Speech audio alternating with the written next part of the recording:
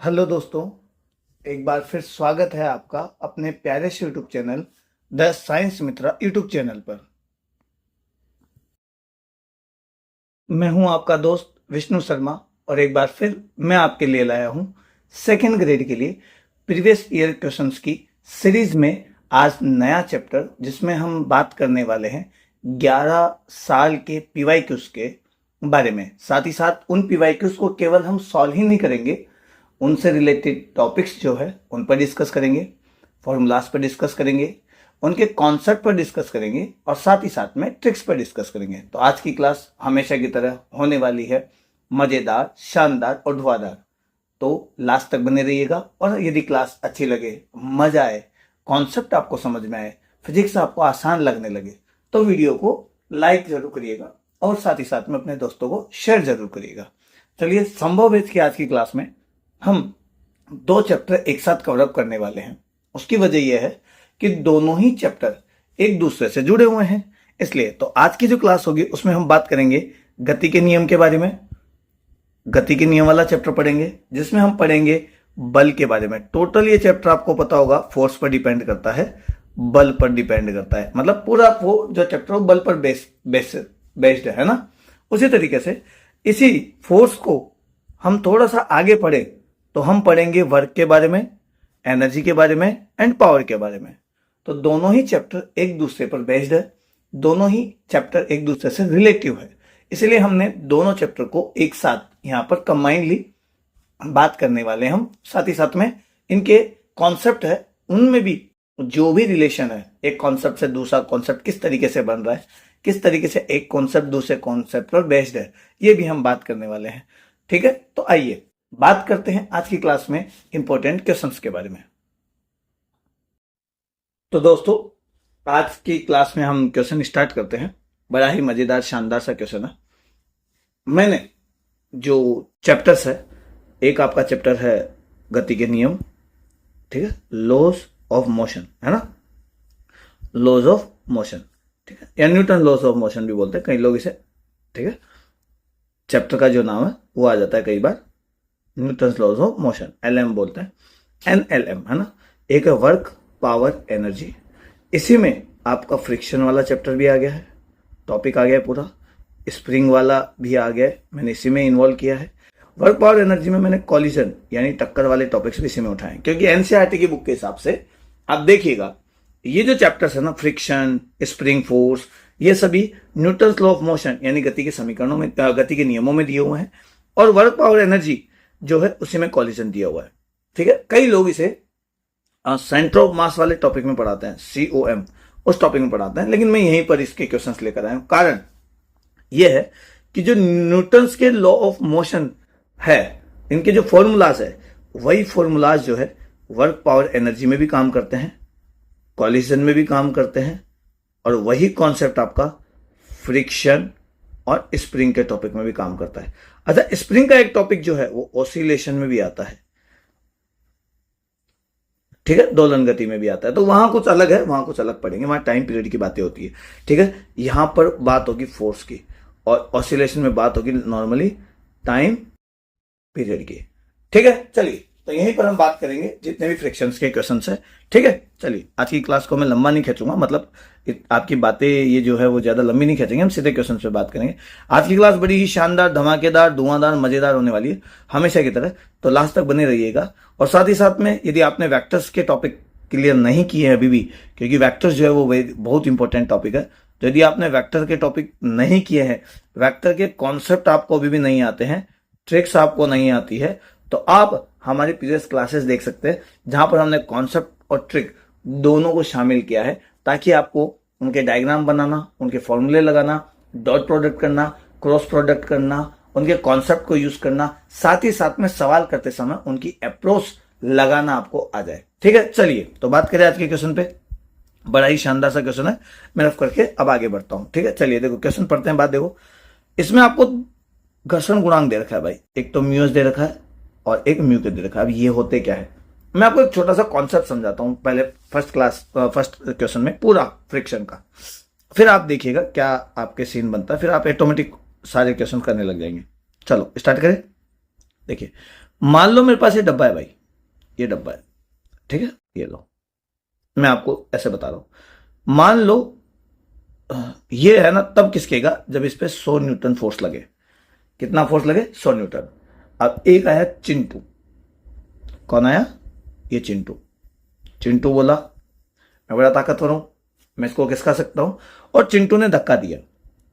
Chintu 20 Newton बल लगा रहा, चिंटू 20 न्यूटन बल लगा रहा, आगे की साइड में फोर्स लगा रहा। ये डब्बा उसे नहीं खिसक रहा। क्यों नहीं खिसक रहा? अब इस बात को समझो आप।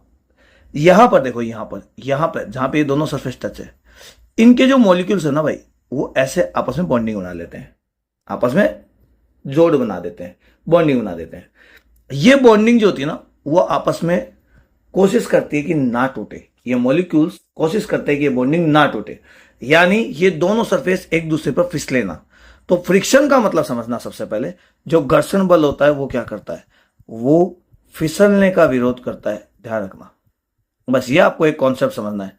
फिसलने का विरोध करता है, हमेशा फिसलने का विरोध करता है।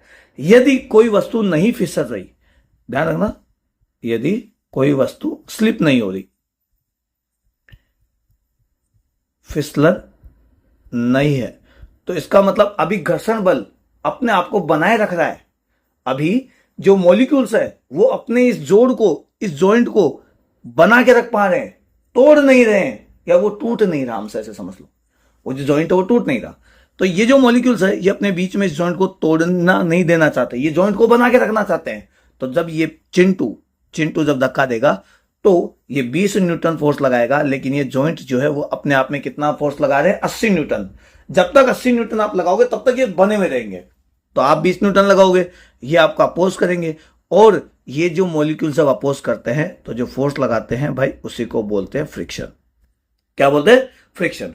अब देखो आप इस पर, ये जो चिंटू है ना, इसको धक्का देना चाहता है, देने की कोशिश कर रहा है, बट ये इससे फिसल नहीं रहा। क्यों नहीं फिसल रहा? क्योंकि यहां पे मॉलिक्यूल्स एक दूसरे को बांध के खड़े हुए हैं। तो जब ये चिंटू इनको धक्का दे रहा है, इस डब्बे को, तो ये जो मॉलिक्यूल्स है ये चिंटू का अपोज कर रहे हैं, चिंटू का विरोध कर रहे हैं, और जो विरोध करने के लिए जो फोर्स लगाते हैं उसी को फ्रिक्शन या घर्षण बल कहते हैं। अब बात ध्यान रखना जो मैं कहना चाह रहा हूं, जो चिंटू जब बल लगाया तो इसने फ्रिक्शन लगाया, बट ये डब्बा नहीं फिसला, और जब नहीं फिसलता, फिसलन नहीं होती, तो उसको बोलते हैं स्टैटिक घर्षण। क्या बोलते हैं? स्टैटिक घर्षण, स्टैटिक फ्रिक्शन। अभी फिसलन नहीं है भाई, ध्यान रखना, ठीक है। चलो दूसरा केस समझते हैं, कब तक होएगा ऐसा।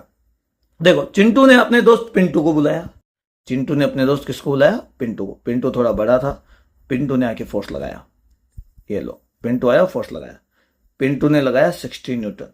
कितना न्यूटन लगाया? 60 न्यूटन। अब दोनों जब मिलके फोर्स लगा रहे, तो दोनों लगा रहे 80 न्यूटन, दोनों लगा रहे 80 न्यूटन। अभी भी इनसे डब्बा नहीं किसका। क्यों नहीं किसका? क्योंकि ये कितने फोर्स तक रह सकता है, सहन कर सकता है? 100 न्यूटन तक। अभी मेरी बात और समझना जो मैं कहना चाह रहा हूं, जब ये चिंटू फोर्स लगा रहा था ना 20 न्यूटन, तो डब्बा इस पे 100 न्यूटन नहीं लगा रहा था, 20 ही लगा रहा था। कितना लगा रहा था? 20। भाई विरोध कर रहा था, भाई क्या हो रहा था? विरोध कर रहा था। जबरदस्ती ज्यादा क्यों लगाना? तो जब चिंटू अकेला 20 न्यूटन लगा रहा, तो डब्बा भी कितना लगा रहा? 20 न्यूटन लगा रहा। जब ये चिंटू और पिंटू दोनों मिलकर 80 न्यूटन लगा रहे, तो डब्बा भी कितना न्यूटन लगा रहा? 60 न्यूटन लगा रहा, सॉरी 80 न्यूटन लगा रहा। यानी डब्बे के जो मॉलिक्यूल्स हैं, यहाँ पे जो मॉलिक्यूल्स है, डब्बे का मतलब ये जो मॉलिक्यूल्स है, ठीक है, ये डब्बे को फिसलने नहीं दे रहे, तो वो अपोज कर रहे हैं इस चिंटू और पिंटू दोनों का, और वो भी कितना लगा रहे? 80 न्यूटन। तो दोनों आपस में बैलेंस हो रहे, दोनों आपस में क्या हो रहे? बैलेंस हो रहे।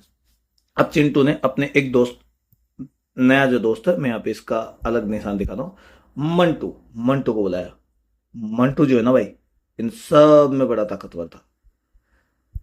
मंटू कितना था? इन सब में बड़ा ताकतवर था। मंटू आया और मंटू ने भी कुछ फोर्स लगाया। मैंने मान लिया मंटू ने शुरुआत करी 20 न्यूटन से, 30 न्यूटन ले लेता हूं। कितना न्यूटन ले लेता हूं? 30 न्यूटन। मंटू ने 30 न्यूटन लगाया। अभी टोटल फोर्स कितना हो गया? दोनों मिलकर 80 लगा रहे थे, मंटू आया 30 लगा दिया, और अब लगा दिया 110 न्यूटन। अब समझो, ये जो यहां मॉलिक्यूल्स है भाई, ये मॉलिक्यूल्स ये कितना सहन कर सकते थे? 100 न्यूटन। सहन करने का मतलब है अगला बंदा 100 न्यूटन लगा रहा है, तो ये भी उस पर 100 न्यूटन लगाएंगे। तो ये जो मॉलिक्यूल्स है ये अपोजिट में कितने न्यूटन लगा पा रहे थे? 100 न्यूटन ही लगा पाए। अब देखो, डब्बे ने लगाया 100 न्यूटन और इन तीनों ने मिलकर लगाया 110 न्यूटन।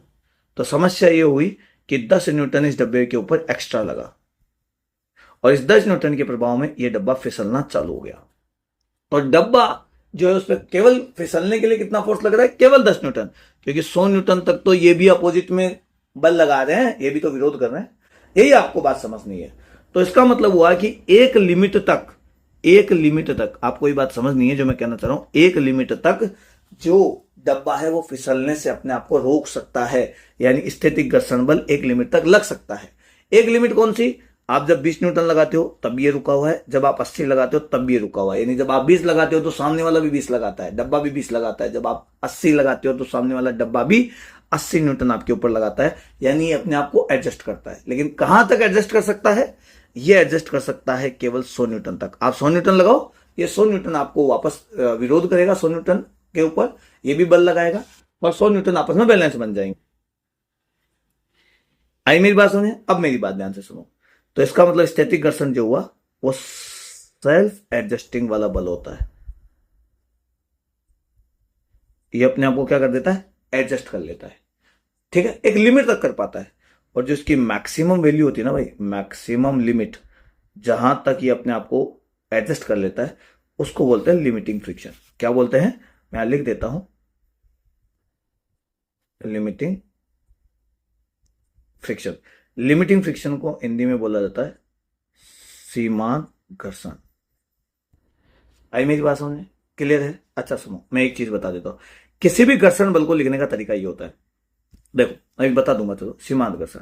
ठीक है, अभी ध्यान से देखो, जब तक ये ना फिसले तब तक स्टैटिक घर्षण रहेगा, बट स्टैटिक घर्षण की वैल्यू फिक्स नहीं है। आप 20 लगाओगे 20 लगाएगा, आप 80 लगाओगे जब तक आप 80 लगाएगा, आप 110 लगाओगे लेकिन इसकी मैक्सिमम लिमिट 100 तक की है तो ये 100 ही लगाएगा, यानी एक लिमिट तक ही एडजस्ट कर सकता है। यानी सीमांत घर्षण की वैल्यू कितनी है, 100 न्यूटन। जब ये फिसलने लग जाए, वैसे घर्षण का काम है फिसलन रोकना, बट अब नहीं रोक पा रहा है, जब तक रोकेगा जब तक स्टैटिक घर्षण रहेगा। लेकिन यदि फिसलन होने लग गई, क्योंकि स्लीपिंग होने लग गई, तो हम बोलेंगे उसको गति घर्षण। गति घर्षण, काइनेटिक फ्रिक्शन बोलते हैं इसको। आई मेरी बात सुने, क्या बोलते हैं, काइनेटिक फ्रिक्शन बोलते हैं। दोनों एक जैसे काम करते हैं। अच्छा, इसकी वैल्यू फिक्स है, इसकी वैल्यू क्या है, फिक्स है। फिक्स है यानी इसका फॉर्मूला फिक्स होता है। स्टैटिक घर्षण का फॉर्मूला फिक्स नहीं है। स्टैटिक घर्षण का फॉर्मूला फिक्स नहीं, क्योंकि सेल्फ एडजस्टिंग है, अपनी वैल्यू फिक्स कर, अपने वैल्यू को एडजस्ट करता रहता है। बट इसकी एक मैक्सिमम वैल्यू है, उसका फॉर्मूला फिक्स है, यानी सीमांत घर्षण का फॉर्मूला फिक्स है, क्योंकि सीमांत घर्षण की वैल्यू भी फिक्स है। तो अब फॉर्मूला क्या हो इसका, अभी समझो ध्यान से जो मैं बताना चाह रहा हूं आपको। ठीक है, अब देखना, ये जो डब्बा है ना भाई, ये डब्बा ये नीचे की तरफ लगाता है mg। कौन सा फोर्स लगाता है, mg।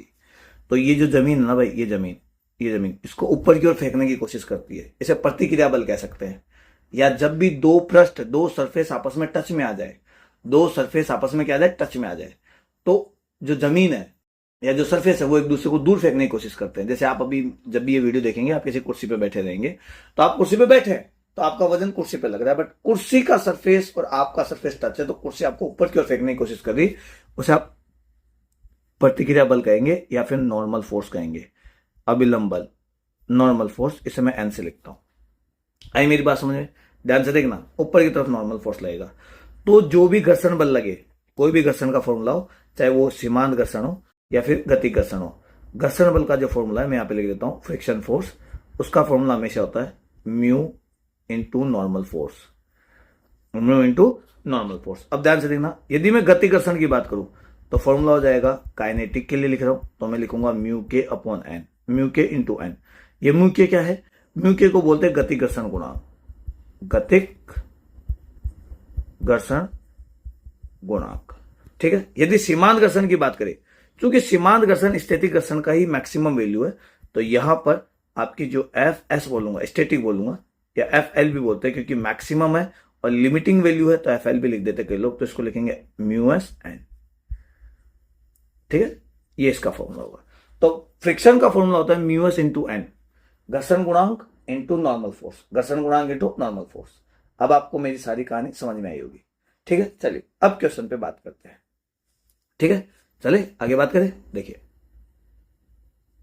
अब यहां पे जगह नहीं है तो मैं पहले आपको डायग्राम में थोड़ा समझा देता हूं। देखो, ये आगे किसका भाई, अगले ने आगे किसका रखा है, इसको आप ध्यान से देखना, अगले ने आगे किसका रखा है, तो हो क्या रहा है, ध्यान से देखो, ये 50 किलो का है। कितने किलो का है, 50 किलो का। तो इसका mg कितना होगा, m यानी 50 और g का मान आप 10 ले लो, तो मैं ले लेता हूं 500 न्यूटन। mg कितना हुआ, 500 न्यूटन। अब देखो ना तो ये ऊपर जा रहा ना ये नीचे आ रहा, यानी नॉर्मल फोर्स ने mg को बैलेंस कर रखा है। नॉर्मल फोर्स ने किसको बैलेंस कर रखा है, mg को बैलेंस कर रखा है। तो मैं यहां पे पहले नॉर्मल फोर्स की वैल्यू लिख देता हूं यहां पे, ठीक है। देखो नॉर्मल फोर्स, तो नॉर्मल फोर्स ने किसको बैलेंस कर रखा है, mg को। यदि कोई ऊपर चलता तो इसका मतलब ऊपर वाला फोर्स ज्यादा है, और नीचे गिरता तो नीचे वाला फोर्स ज्यादा है, बट दोनों सेम है। ना ये ऊपर जा रहा ना नीचे जा रहा, ये आगे जा रहा भाई। तो जब ना ऊपर जा रहा ना नीचे जा रहा तो बैलेंस हो गया नॉर्मल फोर्स mg के साथ में, और इसकी वैल्यू कितनी हो गई, 500 न्यूटन। इस बात को आपको ध्यान रखना, नॉर्मल फोर्स इससे निकाला जाता है, ठीक है। अब आगे देखिए, वापस डायग्राम पे आते हैं। अभी आगे किसका करा होगा, अब ये कह रहा त्वरण है, त्वरण यानी आगे किसका है भाई है। अब जब आगे किसका है तो हमारे पास दो टाइप की फ्रिक्शन है, या तो ये किसकेगा ही नहीं, या तो ये किसकेगा ही नहीं। तो नहीं किसकेगा तो स्टैटिक घर्षण होगा, यही था ना, स्टैटिक फ्रिक्शन होगा। लेकिन यदि खिसक गया तो इसका मतलब इसमें कौन सा घर्षण है, गतिक घर्षण है। तो गतिक घर्षण कहां लगेगा, घर्षण हमेशा क्या करता है, फ्रिक्शन जो करता है वो करता है फिसलन को रोकने की कोशिश, स्लिपिंग जो है ना, स्लिपिंग उसको रोकने की कोशिश। तो ये डब्बा आगे खिसक रहा होगा ना भाई, तो ये जो गति घर्षण है ना ये पीछे लग रहा होगा। फ्रिक्शन हमेशा पीछे लगता है भाई, और आप ये नहीं कहेंगे पीछे लगता है, आप कहेंगे फिसलन को रोकने का विरोध करता है, फिसलन को रोकने का विरोध करता है। कभी कभी आगे भी लग सकता है, आएंगे ऐसे सवाल तो मैं बताऊंगा, बस आपको उस डायरेक्शन में जाना है जिधर फिसलन का विरोध कर सको। अब आप देखो ये डब्बा भाई आगे जा रहा है, ये डब्बा कहां जा रहा है आपका, आगे जा रहा। तो आप इसे रोकने के लिए क्या करेंगे, इसको फिसलने के से रोकने के लिए क्या करेंगे, इसको फिसलने के लिए फिसलने से रोकना है आपको, तो आप क्या करेंगे, पीछे की साइड फोर्स लगाएंगे। तो मॉलिक्यूल्स पीछे की साइड फोर्स लगा रहे होंगे, क्योंकि ये मोशन में हो रहा, गति में हो रहा है, इसलिए ये गति घर्षण है। तो एफ के लगाऊंगा पीछे।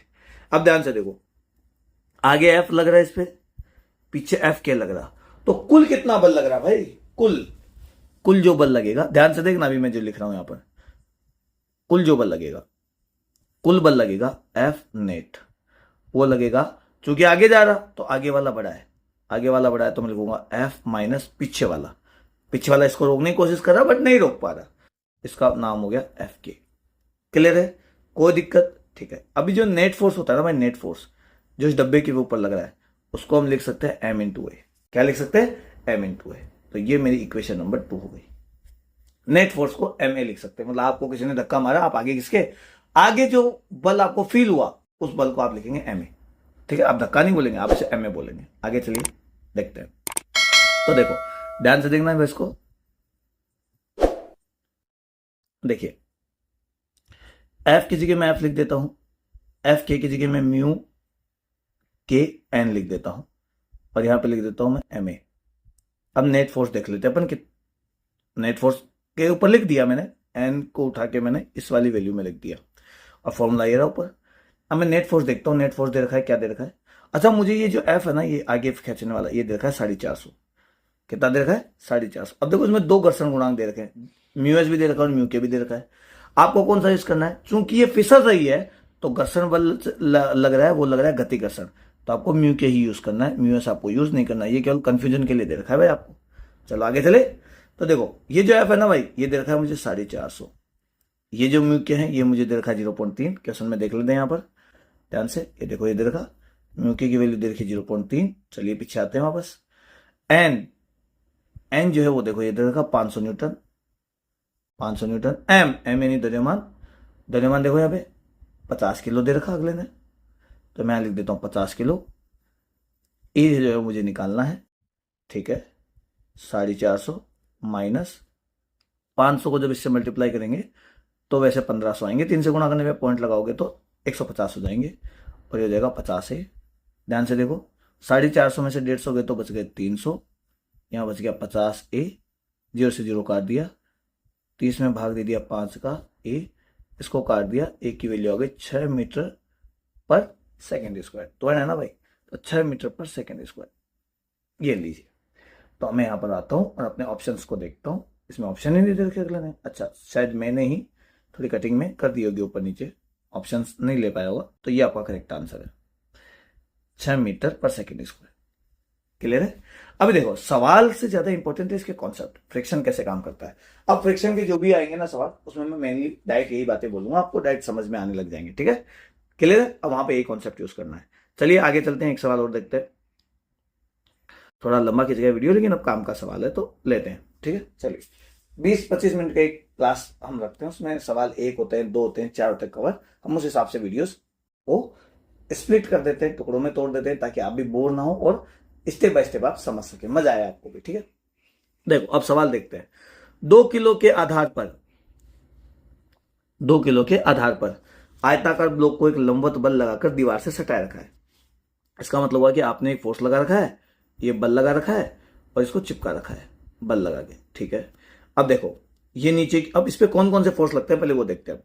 ये एक सरफेस है, पृष्ठ है, देखो यहां पर ये पृष्ठ इस डब्बे को दूर भगाने की कोशिश कर रहा होगा, तो इस डब्बे के ऊपर एक बल लगेगा, दो पृष्ठों के बीच में जो लगता है वो होता है नॉर्मल बल, जो एक दूसरे को दूर फेंकने की कोशिश करते हैं, ठीक है। तो ये एक नॉर्मल बल इधर लग रहा होगा, समझ में मेरी बात। अभी एक एक ध्यान से देखना। चूंकि ये डब्बा टांगा हुआ है तो जमीन से अपनी ओर नीचे की ओर खींच रही होगी, जिसका नाम होगा mg फोर्स, तो गुरुत्वाकर्षण से नीचे खींच रहा होगा, ठीक है। एक और ले लेता हूं मैं अलग पेन से, देखिए। अब चूंकि ये डब्बा नीचे की ओर फिसलने की कोशिश करेगा mg के प्रभाव में, चूंकि ये रुकना चाहिए, अभी आपने जो फोर्स लगा रखा है ना भाई, उसकी वजह से रुका हुआ है, तो इसका मतलब इस पृष्ठ के ऊपर जो इसके फिसलन का विरोध हो रहा होगा, फिसल नहीं रहा है, और जब फिसल नहीं रहा तो एक घर्षण लगता है, उसको बोलते हैं स्थैतिक घर्षण। चूंकि मैक्सिमम वैल्यू तक ही काम करेगा, इसको मैं लिख दूंगा लिमिटिंग फ्रिक्शन, तो मैं इसको एफएस लिख सकता हूं। तो आपको एक डब्बे पे 4 फोर्स नजर आ गए होंगे, क्लियर है, आपको मेरी बात समझ में आई होगी, क्लियर। देखो यदि म्यूएस आपको 0.3 दे रखा है, म्यूएस आपको कितना दे रखा है 0.3, तो ब्लॉक को स्थिर बनाए रखने के लिए एफ का न्यूनतम मान आपसे पूछा है कि कितना फोर्स आप एफ लगाओ कि ये टिका हुआ रहे। मैं बैलेंस में लिख देता हूं, इसको लिख देता हूं संतुलन स्थिति में, संतुलन स्थिति में यानी in balance condition. Balance condition में आप देखेंगे तो एफ एस ने बैलेंस कर रखा है एमजी को, एफ एस का जो फॉर्मूला होता है वो होता है म्यू एस एन, और यहां पर है एमजी, ठीक है। इधर आ जाइए, आगे देखिए। यदि आप इसको देखिए, इसको इस वाले पोर्शन को, एक्स डायरेक्शन को, तो जितना आप इधर फोर्स लगा रहे हैं उतना ही इस डायरेक्शन में नॉर्मल फोर्स लग रहा। अब आप कहेंगे सर ऐसे कैसे हुआ, ना तो ये डब्बा आगे खिसक रहा, ना ये डब्बा इधर खिसक रहा। इसका मतलब हुआ कि जितना आपने एफ लगाया है उसको बैलेंस किसने किया है, एन ने किया है। ना ये डब्बा ऊपर खिसक रहा, ना ये डब्बा नीचे गिर रहा, इसलिए इसका मतलब है एफ एस को बैलेंस किसने किया है, एमजी ने। दोनों ने आपस में एक दूसरे को बैलेंस कर लिया है।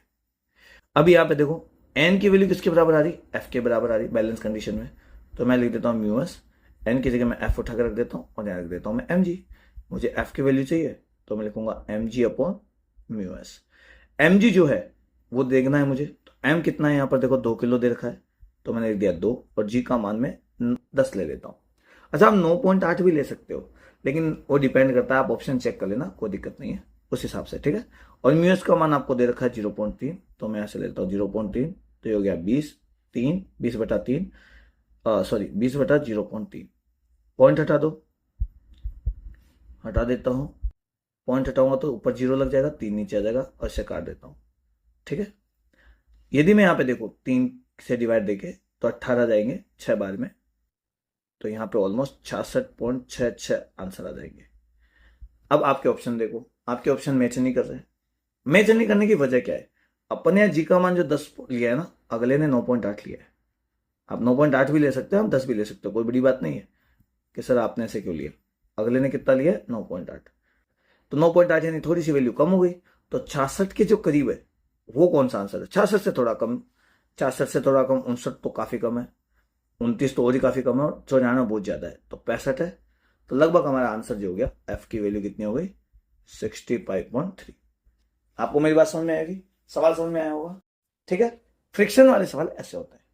आई मेरी बात समझ में आपको, चलिए ठीक है। मजा आया होगा देखने में, कॉन्सेप्ट समझने में, तो हमारी वीडियो को लाइक एंड शेयर करना मत भूलिएगा, ठीक है। अब थोड़ी क्लास बढ़ गई है, तो हम अगले वीडियो में कुछ क्वेश्चंस और लेंगे, तो आज्ञा दीजिए, मिलते हैं नई वीडियो में, जब तक के लिए जय हिंद जय भारत।